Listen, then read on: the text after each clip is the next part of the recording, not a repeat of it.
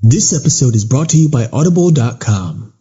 If you like listening to beautiful voices like ours instead of reading words, then head on over to Audible, where you can get a free audiobook download and 30-day free trial at audibletrial.com/Paratruth, where you can choose from over 180,000 titles for your iPhone, Android, Kindle, or MP3 player. Christian and non-Christian paranormal investigators. They have two different views, and it seems as if neither of them can ever agree on anything. So what happens when a mainstream view of the paranormal crosses paths with the Christian view? Something epic. This is Paratruth Radio.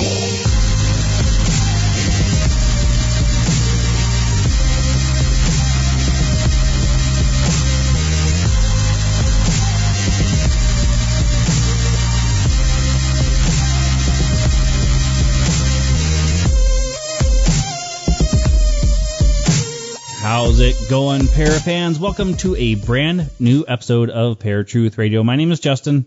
And I'm Eric. And if you're a first-time listener, welcome. We are happy to have you guys. If you're a returning listener, again, we're happy to have you guys. But welcome back, guys. While you're listening to the show tonight, make sure you check out paratruthradio.com, where you can find all about what we do. You can find our bios, you can find the blogs that we've been doing, past episodes, current episodes, upcoming episodes, and the Creative Works page, where you will find Eric's film, The Revealed. And you can also check out his website as well, which is ericsherbeck.com. So tonight, folks, we've got an amazing topic, an amazing guest. Ladies and gentlemen, boys and girls, children of all ages, for those of you listening at FringeRadioNetwork.com and ParatruthRadio.com, let's get ready to expose some lies! Now Paratruth presents The Entity with Many Hats, with special guest, Kyle J. Joining us today is independent filmmaker and researcher of the paranormal, Kyle J. We will be discussing his research on the Hat Man, of which he has dedicated 6 years of his life to. Kyle, welcome to Paratruth Radio. How are you doing tonight? Doing very good, thank you. All right, so before we get started, I wanted to give you a chance to tell everybody about how you got started researching the Hat Man and Shadow people. So, I guess it started, probably like maybe a decade and a half ago. There was just a lot of stories on my mom's side of the family of this black figure silhouette of a man with like a gaucho hat and a long coat. And they would always see him on top of the stairs. He would just be standing there. Usually when my aunt was alone, she would hear someone walking upstairs and she would go and look. And either a shadow person would be up there or the Hat Man just staring from on top of the stairs.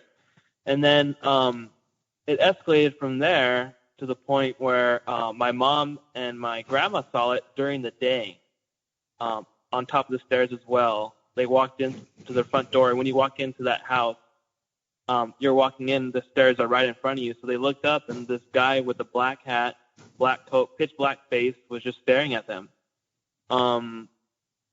Yeah, and then they didn't know what to do. They thought it was my uncle because he doesn't wear those hats or anything, but they just couldn't make sense of what they were seeing. So then my mom took one step up the stairs, and she said, hey, are you going to come down? Are you going to help with the groceries? Because they just got back from the store. And then they said that he rushed down the stairs, pounding, as he ran down, and they both moved, and it ran outside, disappeared. So that's what got me first started, the interest in it. Once I found out thousands of other people had seen the same entity. Right, yeah. Now, during your research, I mean, assume this is the first time you had ever heard about the Hat Man with the story of your mother. But since beginning your research, have you found yourself actually coming face to face with the Hat Man yourself? Before, when I was just about maybe, I don't know, a year ago, when I was like maybe no, half a year ago, like 6 months ago, I was like, yeah, maybe I could do an actual documentary just on the Hat Man, just on him, because he's a totally different thing in himself. What started happening was what you call synchronicities, right? Where you look at the clock and it says 333 all the time, or it says 444 or 1111. And I'm like, why do I keep seeing these numbers? So that kept happening when I kept looking at a clock or the microwave. I kept seeing the same set of numbers. And then it escalated to a relative of mine works with the mentally handicapped and also the mentally insane at schools. And she said that one of the kids said that he had autism. And this is when I first began like pre-production on the film to interview people. And she said that at work, she said a little boy was saying, there's a man with a black hat and black coat in the room. And she said he had a greenish vibe to him, which I later found out other witnesses seen the same thing. But anyways, that was like one of those things where I'm like, whoa, that's not a coincidence. This little kid was saying, yeah, he's right there. He's in the room. Don't you see him? And my relative, she looked around the room and she said that she didn't see him. And it's weird because the teacher was doing like a hypnotic exercise with the kids, which I don't think she was supposed to do, but she was doing something like, close your eyes, imagine yourself in a nice place, whatever. And when he opened them, that's when she said she's seen the Hat Man. But have I seen the Hat Man personally? Not physically, but during interviewing people off and on, there was one night where I had a dream of him, right? And that's another common place for people to see him is in nightmares and dreams. Mm-hmm. And what happened was I was like in bed asleep, but in the dream I was asleep in bed also. I like woke up, so like a dream within a dream kind of. And I woke up and there was a woman next to me in the bed, and she was like, hold my hand and I'll show you my night terrors, sleep paralysis episodes, right? So I would like hold her hand, and then I would get the visions of what she sees in her sleep paralysis episodes, right? This is all in a dream. So then I held her hand, and then I opened my eyes, still in the dream, and I'm like, I don't see nothing. And she said, look, keep looking, you'll see it. And then she like yanked my hand, and when she yanked my hand, it forced me to look to the left. And when I looked to the left of my bed, the Hat Man was there, and he had like a skull face type thing, and he looked down at me, like, he tilted his head like, oh, he sees me, and then he went to choke me. And then, of course, what people do in this situation, whether you believe in God or not, you either cry out to Jesus or cry out to God. And that's exactly what I did. I was like, God, help me. God, Jesus, help me. And I woke up like that. And my mom told me that she heard me scream, it's him. And I don't remember saying that. She heard me scream, it's him. And then I woke up. And I'm pretty sure that was an attack by him. So I had to do some, anoint my house with oil and basically bless my house, because there can't be no openings with this guy, because he'll take any advantage he can get. So that's the only time I've seen him. But before that, I was hoping I wouldn't have no experience. But I haven't seen him like other people have, where it's in the natural. Mm-hmm. Well, I don't blame you for not wanting to. I mean, I wouldn't want to either. One thing that I've found interesting is I've heard different interviews on this. I've read a lot of different things on the Hat Man. A lot of people believe that he is a type of shadow person, possibly the leader of the shadow people or the general of the shadow people. I've heard somebody call him that. What is your take on it? Do you think he's a type of shadow person, something else completely? What are your thoughts? Before I had my theories, now it's kind of weird. Like before, like just like anyone else, you do your research, like online, you listen, like what you said, listen to other people's interviews. But once you've actually done the field work, right? Like you're talking to people face to face, either on Skype or I'm in their houses and I'm talking to them face to face. Totally different consensus, if that makes sense. Like totally different outlook, I guess. Basically, he is what the witnesses, what they tell me, and you'll see this in the documentary, is he's right away. I say, so is he different from the shadow people, or is he the same? And they go right away. They go, totally different guy. They say usually shadow people are 2D. Sometimes they're 3D, but usually they're like 2D. kind of blurry, a little bit see-through sometimes. Right. But they say that with the Hat Man, and from my research, he's usually like 90% of the time, 95% of the time, he's solid, pitch black, right? He looks like an actual human being standing there, except he's blacker than black, almost like he's a black hole, and you can walk straight through him, like he's that black. And yeah, people do say that, oh, he's in charge. He's either in the back watching as the shadow people attack you, and they get the vibe right away, like, oh, he's above them. I've also interviewed some ex-occultists that had high-ranking positions, and they would say the same thing. They would say, "Oh, I know exactly who the Hat Man was," and I said, "Okay, who is he?" And they said, "I had a contract with that entity. I knew its name. They didn't tell me its name though, because we got sidetracked. Maybe if I interview him again, I might." But they said that they had a contract with this entity. They said it's a high-ranking demonic spirit.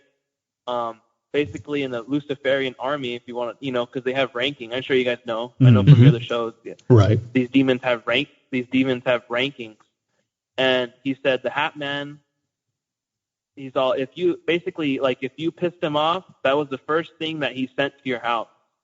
And I didn't tell him nothing about the Hat Man. I just said, have you seen or heard of this thing? And he said, yeah, I had a contract with it. And he said, it's either in the doorway, staring at you, at the foot of the bed, or it comes out of your closet. And he's all, that's phase 1. And he's all, in phase 2 is it comes with you and it's closer, but it has red eyes sometimes. And he's all, and that usually does the trick, usually petrifies people, just like what you hear the stories of. Right. Well, and it really does sound like a demonic entity, just based on the way you're describing the entity, and the dream that you had is very, very similar to what many people experience when being attacked by demonic entities. I myself has had sleep paralysis numerous times and have never encountered the Hat Man, but have encountered other demonic entities during those episodes.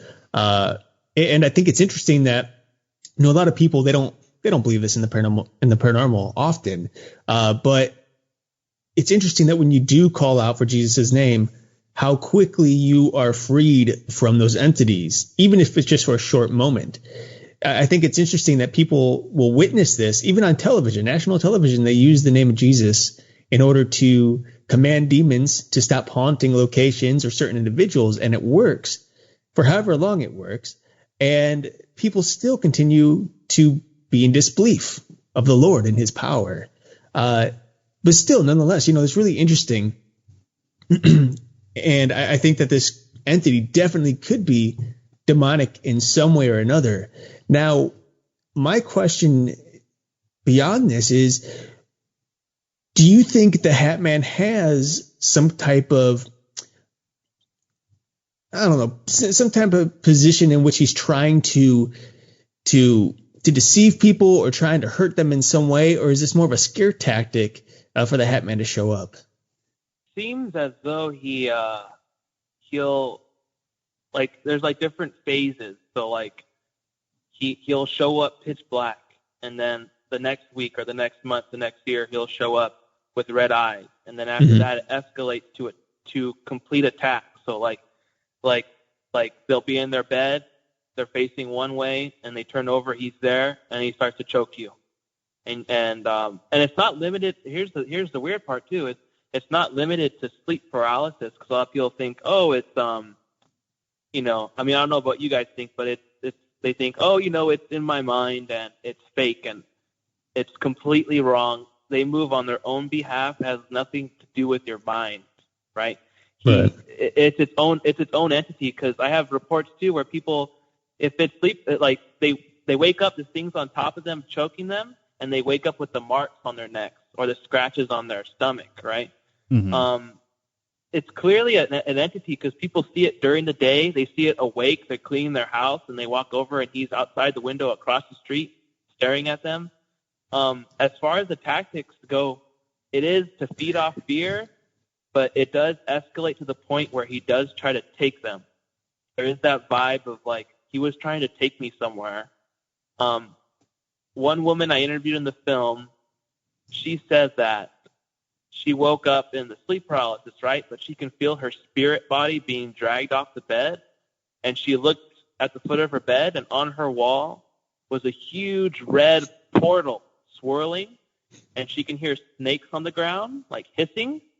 And the Hat Man was right next to the portal with a pale, dead face with red eyes. And she was screaming, like, God, please help me, help. Because she knew if she went through that portal, she wouldn't come back.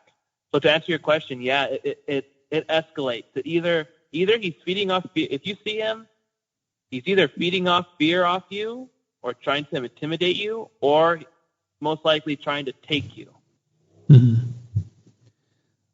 So Eric will be the first to tell you I'm not usually the first person to jump to the Christian or religious side of these types of entities, but this almost sounds like the 3 stages of demonic possession, which is manifestation and infestation, oppression, and then possession. To you, is that where your research kind of led you as to this thing being some type of demon and it's trying to possess people?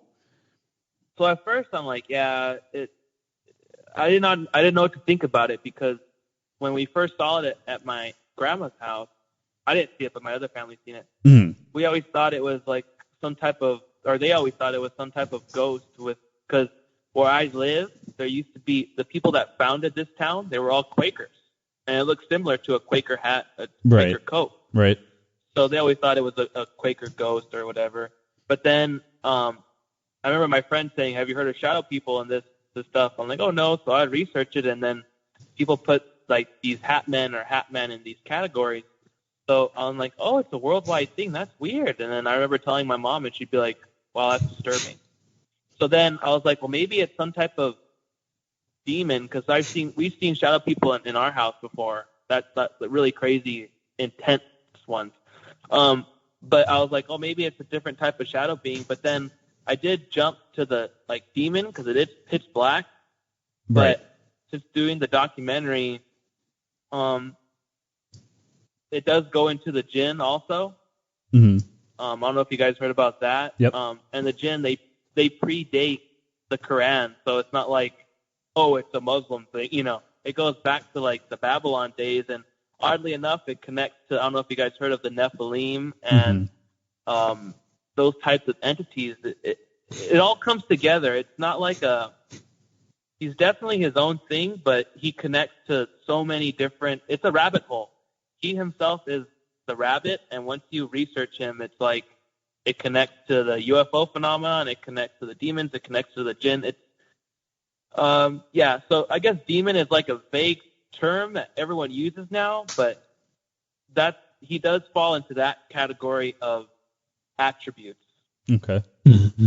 Now we're talking about these different demons. Now we know, as you were saying earlier, there's a hierarchy. And likewise, there's a hierarchy of angelic beings as well in heaven. But during your research, and I'd imagine there's not much out there on the Hat Man, because let's face it, the Hat Man is a relatively new entity that is up and rising, I think.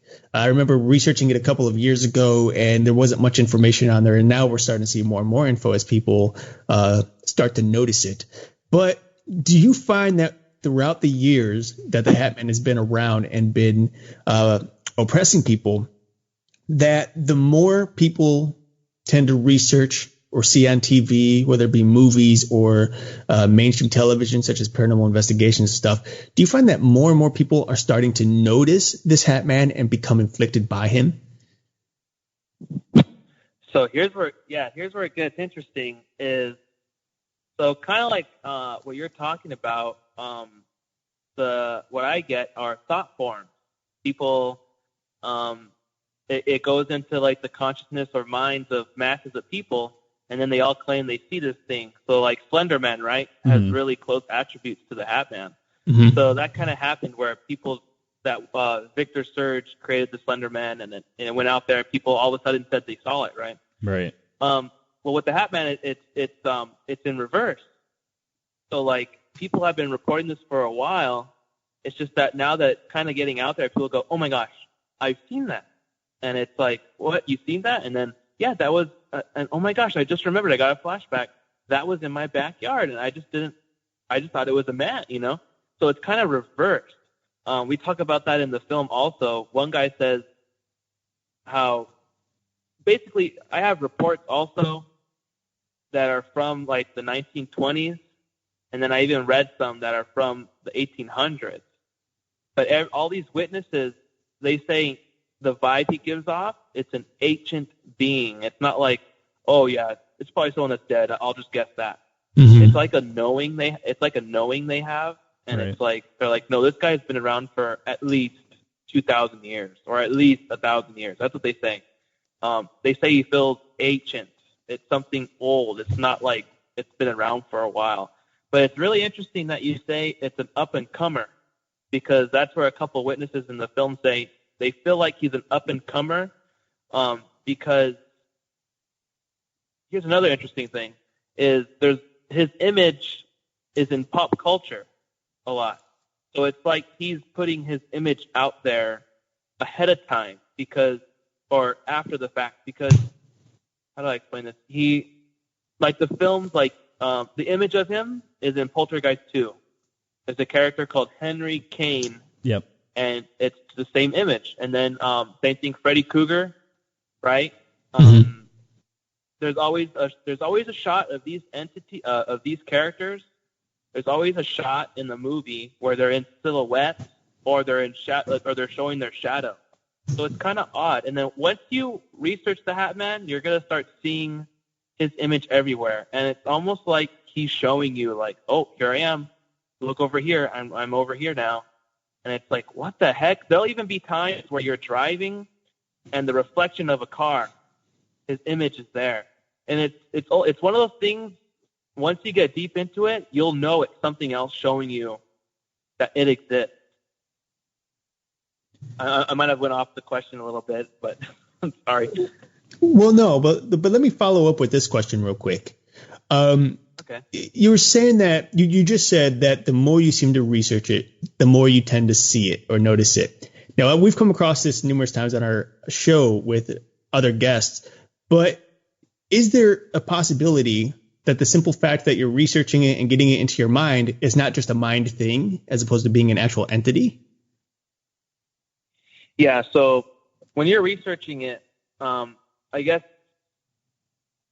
it's almost like your mind opens, or like, how do I explain this? It's like, oh my gosh, this is a real entity, and it's really high ranking. It's putting itself out there. But to answer your question, all the people that I've interviewed, they've never researched the Hat Man before they saw him. They'd never heard of the Hat Man. They're just going about their day, and then there he is, staring at them through their window, or they're about to go to bed, and there's nothing in the room, and then they look in the corner, and he's in the corner for a split second, and then he's gone. None of them have ever said, oh, the Hat Man, I never heard about that. They research it, and then he appears in their room. It's the complete opposite. It's never heard of him. They never research that stuff. Some of them even don't like ghost stuff. They rather think about heaven and all that stuff. And he just shows up. So to answer your question, I guess there could be a possibility of, like, oh, you're researching it and you start noticing, like, his images in different pop culture, but it's different from actually seeing him in the flesh, or in the spirit, or interdimensionally, because these people, they have no clue what the hell they just seen. You know, they're just like, usually they're either terrified, or they're like, did I just see that? Did I just see what I thought I saw? Was that actually there? You know, and Right. then they do the research, and they're like, oh my gosh, this is a thing. So one thing that I found kind of interesting is you mentioned that he's got ties to the jinn, ties to UFOs. What did you find in the research? Is there multiple sightings where they see the Hat Man and they start seeing UFOs or start seeing other entities? Yeah, so in the film we interviewed Rosemary Ellen Guiley. She's one of the leading authors and researchers in the paranormal field. Mm-hmm. She's done over, I think, 50 or 60 books on the paranormal. From her and also Heidi Hollis, who's done research on the Hat Man and alien-like entities, they kept reporting, and they said they interviewed people that have seen both the shadow people and the Greys, or different type of alien insectoid beings. Interesting. Basically, what's really interesting about that is people report.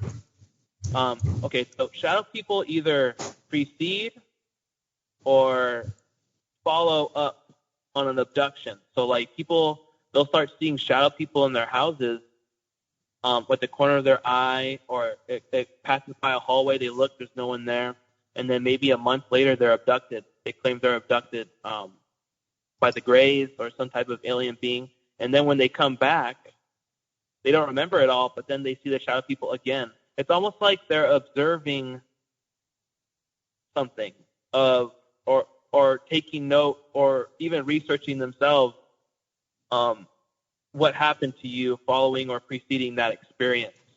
I have some stories where one guy claimed that he was abducted, and he was in like a white room or some weird room, and there was lights above him, and he was on like a examining table. He couldn't move, and he said he came to, and there was these alien Greys around the table, and behind them was the Hat Man, pitch black, no face, just the Hat Man. And he said I always thought it was the Men in Black, right? Because they're very similar in their look, right? And but once I saw your photo that you posted of the Hat Man, he said he got chills, and that's what I saw behind the Greys. It wasn't a person. He saw something different. He freaked out. So there is it's really interesting. It's almost like a crossing of genres, like people might say, oh, well, you can't mix demons and aliens, but it's kind of like, nope, there's definitely a connection to whether these things are the same thing or if they're observing each other. They're definitely intertwined with each other. People do report seeing the Greys either at the same time as shadow people, or different parts of their life, or close together within weeks. That's actually something we have come across in our own research, where there'd be a number of different hauntings that we've researched where people would begin to see UFOs in the sky right outside their haunted home. And of course, there have been theories that the two are interconnected. And I know Justin and I have discussed the possibility that demonic entities and aliens are indeed one and the same, and that the UFOs are simply breaches in the interdimensional universe, if you will, or the parallel universe, compared to our own plane, parallel plane. That's the word I'm looking for. Sorry. But it's kind of interesting because both of my grandparents actually had claimed to, and we didn't know this at the time. It wasn't until after they had passed away, but leading up to the moment that they did pass away, they were experiencing shadow people. My grandfather in particular had mentioned numerous times that he had seen some type of shadows at the corner of his eyes up to about a week or two before he did end up passing away, which is really interesting, because then you have to wonder, if the shadow people are showing up before individuals are abducted, and they're showing up before people are, pass away, and they're showing up before someone's possessed, and so on and so forth, then what exactly are these entities? And are they all bad? Or may some of these shadow people actually be good? And it really depends on the situation you're in and how you're going to see them. Yeah, I agree with that. That's true, because I've read some stories where people have heaven experiences, and there's these silhouette type beings. And I've also heard stories where they see the shadow people, and then they end up in some type of demonic vision, and they're terrified. So yeah, you're very right. Mm-hmm. So, Kyle, it is about time to let you go. So I wanted to give you a chance to tell everybody where they can find you, find the documentary, any information you want to give out. All right. So the documentary is still being filmed. I'll be shooting reenactments next month. Basically, it's right now the title is The Hat Man Files. It might be changed to something else, but basically on Facebook, there's a page, the Hat Man Files documentary. That's where they can stay updated with the film. And yeah, you can look up the trailer and share it as much as you can so we get more people to see it. But the trailer is called The Hatman Files Documentary. So that's basically it. Great. All right, Kyle, thank you so much for taking time out of your day to come talk to us. And maybe we can get you on again soon. But for right now, you have yourself a good night, and we'll talk again. All right, thank you very much for having me. Bye-bye. Yeah, bye-bye. All right, folks, that was Kyle J. Now, we have let Kyle go, but we are going to be going into the Paratruth post-show. We will be right back after a brief commercial break with Paratruth Radio. Hey, this is Eric, and you're about to listen to the audio trailer of my short film, The Revealed, which is now streaming worldwide. Check it out at ericscareback.com, paratruthradio.com, and YouTube. The links are provided in the description of this episode. Start from the beginning. When did it all begin? Hello? When we were kids, at Old Grove Church. This has led many scholars to question whether the God that we serve is truly omnipotent, omniscient, spiritual, or simply a New Age extraterrestrial, while others are led to question, are we truly alone in the universe? So, these dreams... they're different this time around.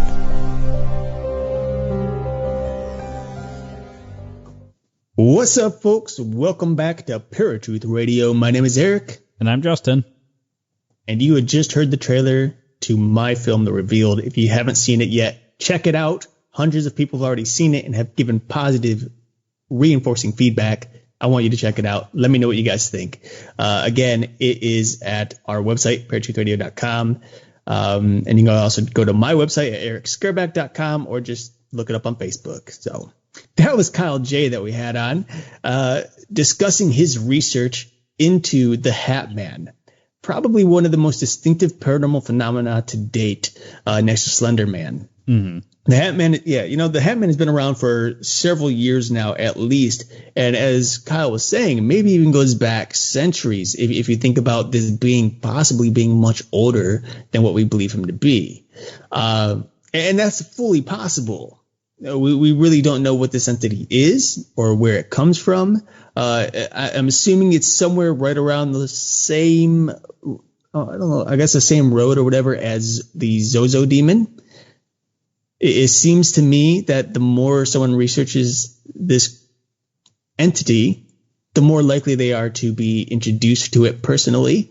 And for those who are introduced before research, well, got to wonder why, what exactly egged them on? Or is this entity just simply free-willing it, going out, doing whatever destructive it can? Well, it was kind of interesting that he had said that it's linked to other entities, extraterrestrials, UFOs, the jinn. And the one thing that kind of hit home with me was the way that you filmed your film, The Revealed, where the aliens were more of a shadowy creature than the typical gray or maybe even reptilian that sometimes is depicted in movies and such. So it was pretty interesting to hear that he kind of had that same feel about it, because there were people reporting, even though they saw grays around them, they also saw the Hatman in the background, I guess, calling the shots. I don't know. I'm not really sure what was going on. I didn't talk to the people that Kyle did. But it's one of those things that makes me even more of a believer that the abduction cases are more spiritually linked than actual beings from outer space coming and taking you away. Now, right. Again, from that coming from me is a huge thing, because I don't always jump to the spiritual when it comes to a lot of these creatures and entities that we talk about. So I kept thinking in the back of my head as he was explaining that particular look at it was, God, this sounds more and more like The Revealed. So I thought the same thing when he mentioned the guy on his bed looking at, or whoever it was looking at the creature or the grays and then seeing it behind. I was like, man, that does sound like my film. Like, he must have seen it. That's what it was. He saw my movie. No. That would be pretty cool if they did. I mean, but I think that this particular case he was talking about happened before The Revealed was released. Indeed. You're probably right about that. So, well, after talking to Kyle, I'm pretty sure I know where you land on this, but do you think that it could be something more than demonic in nature? Because, I mean, he's saying that it goes beyond that. What are your thoughts? It's hard to comprehend what beyond that is. You know, I mean, obviously, if we're talking about aliens and things like that, well, we've already covered the possibility that they are one and the same. It's just a different type of deceit as a way to pull people away from God and into the paranormal, far beyond what you and I are willing to go. And you and I have gone really deep and continue to go deeper, but the difference is our understanding of the paranormal and the spiritual nature in general, which I think makes it a little safer for us to an extent. Of course, nonetheless, still dangerous. Yeah. But yeah, you know, I do. I still think this is a demonic entity. I mean, everything he told us seems to line up with, just as you were saying, the process to becoming possessed. You know, the things that really stand out and say, hey, this is a demonic haunting. You need to take care of yourself and beware of what is happening in your home. I question, though, because I know some people are saying that this entity shows up as a haunting to them, like appearing to them. And sometimes this thing is just haunting a house in general. Doesn't care about the people in there, just happens to show up and disappear. Boom. That's it.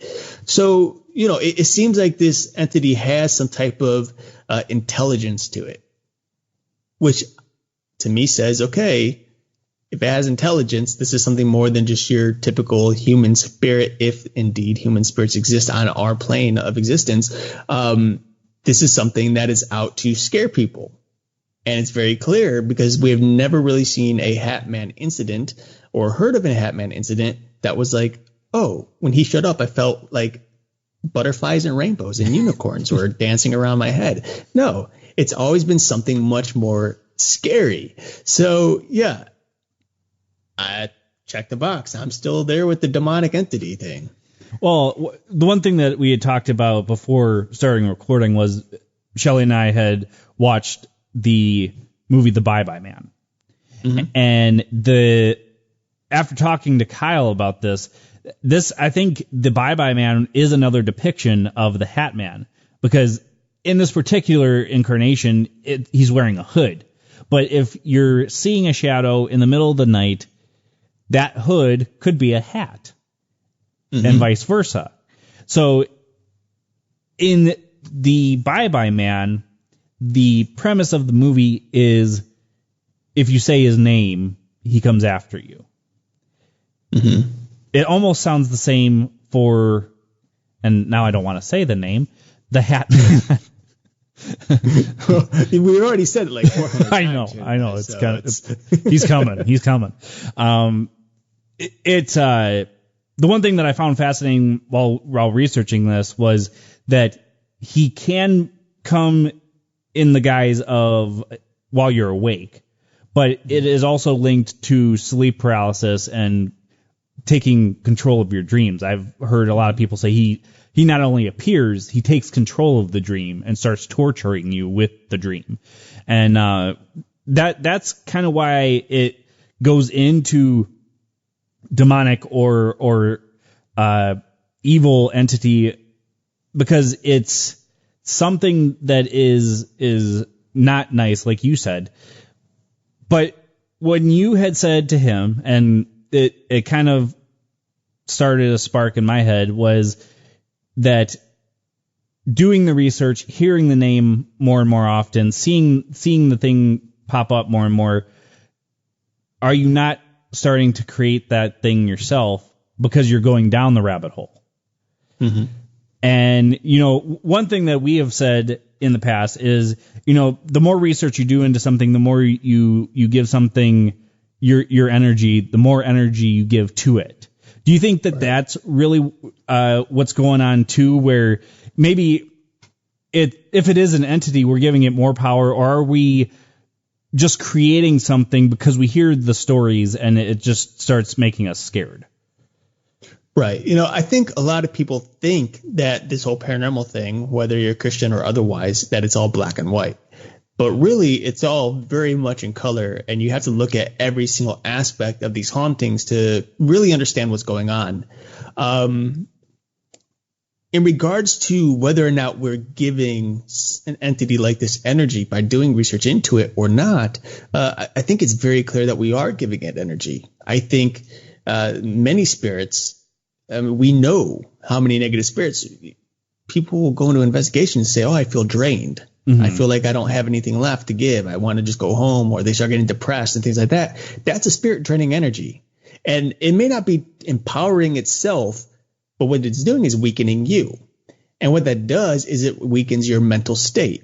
You start becoming tired, you start becoming, depressed. Your mentality begins to weaken, and that makes it a lot easier for the demon to infiltrate your mind and get you really messed up and start making you believe things that aren't there or aren't real, start slipping into your dreams and doing exactly what this Hat Man is said to be able to do, along with the many other demonic entities out there that, claim to be able to do that. Right. The incubus is one.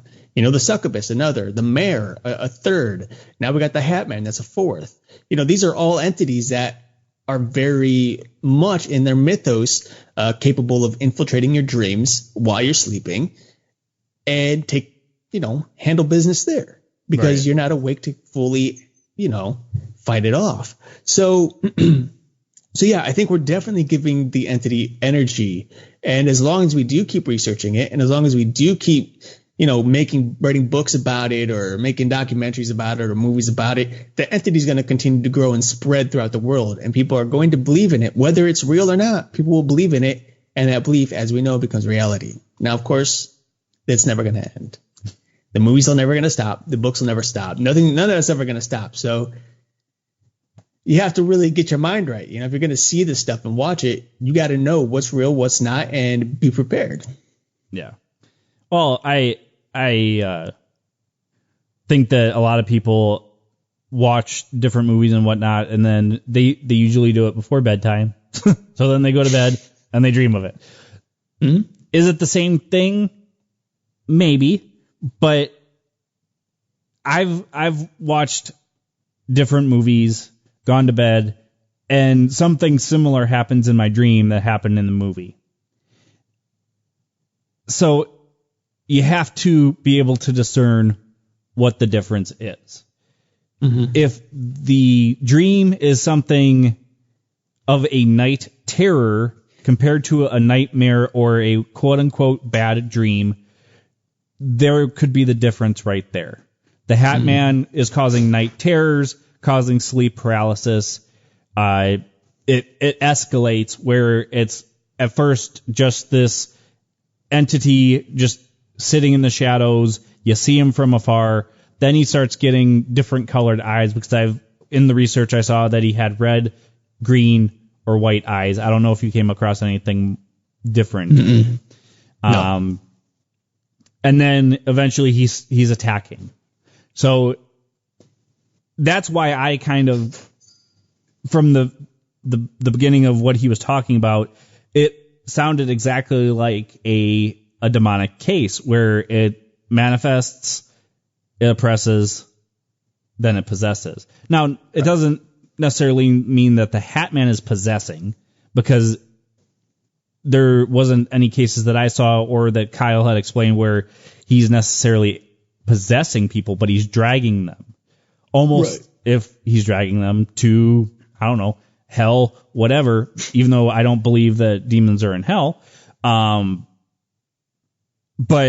that's the feel I get with it. So that's where I'm landing with this particular entity, because yes, it could be a manifestation of your fears. I think that that can be a good possibility, but there wouldn't be multiple sightings and things escalating the way that they do with it just being a fear factor, I think, right. Anyways. All right, folks. So next week we are going to be on break. I am away for work, so we'll be taking a break. But the following week we will be talking about aliens. We're actually going to revisit with our friends Scott and Heidi for our 3-year celebration episode. 3 years. Where has the time gone for Paratruth Radio? It's insane. Night Stalkers barely lasted 1.5 years. Paratruth Radio has lasted 3 years. So it's a lot of great things coming up. I want you guys to keep tuning in. So next week, like I said, on break. So stay tuned.